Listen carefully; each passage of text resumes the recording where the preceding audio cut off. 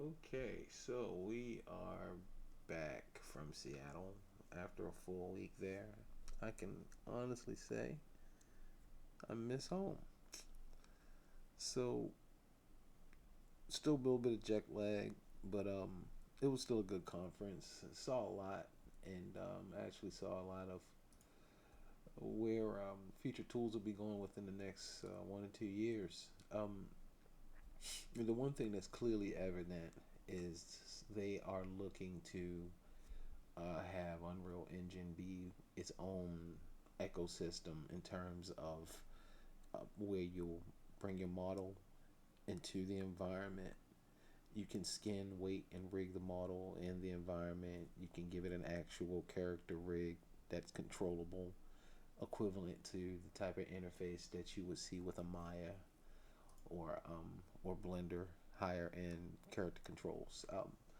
I had a very nice long talk with one of the head technical animators there who happened to work at DreamWorks for a good time, as well as worked on a number of other different projects and pretty much a almost a 30 plus year long um, entertainment VFX animation specialty in type of career. So I got a chance to really pick Frederick's brain and have a really good talk with him about the current state of things and where we think they're going to go.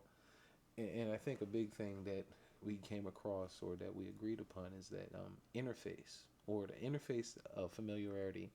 If you can meet artists or aspiring animators halfway with an interface that they're familiar with, that's not intimidated, that has a bit of a say um, a checkpoint.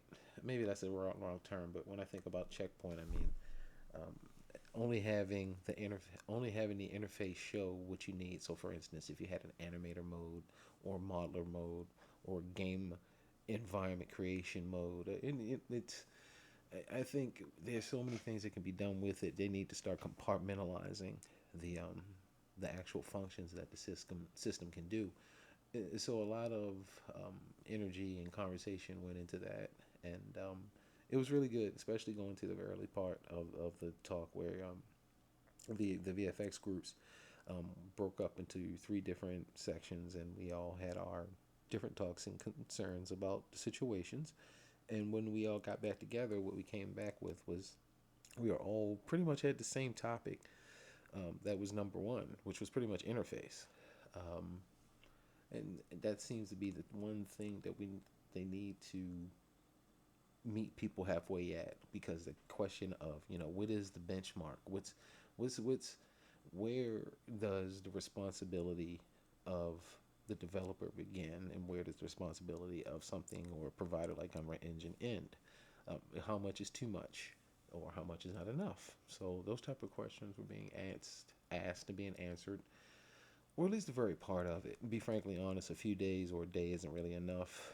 You had pretty much one day for the VFX symposium to talk and air out any type of concerns, grievances, or solutions. And then the rest of it was pretty much seminars and meeting with other groups to see what other types of technology they have on the bat or have coming up.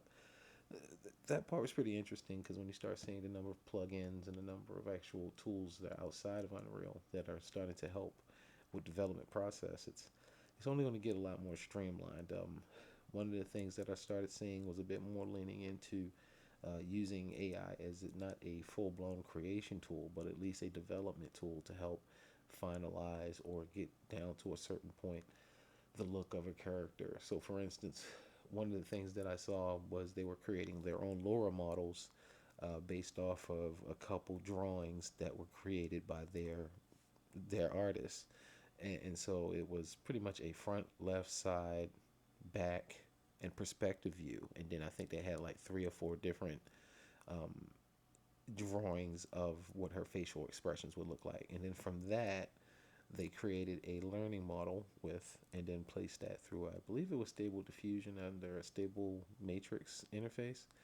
I mean, shells, but nevertheless, I believe it was Stable Diffusion. And then from that, they were able to get a couple hundred likenesses that were similar to the actual drawings that they had started with, And then from there, they was able to fine tune the look of what they wanted the main character to look like.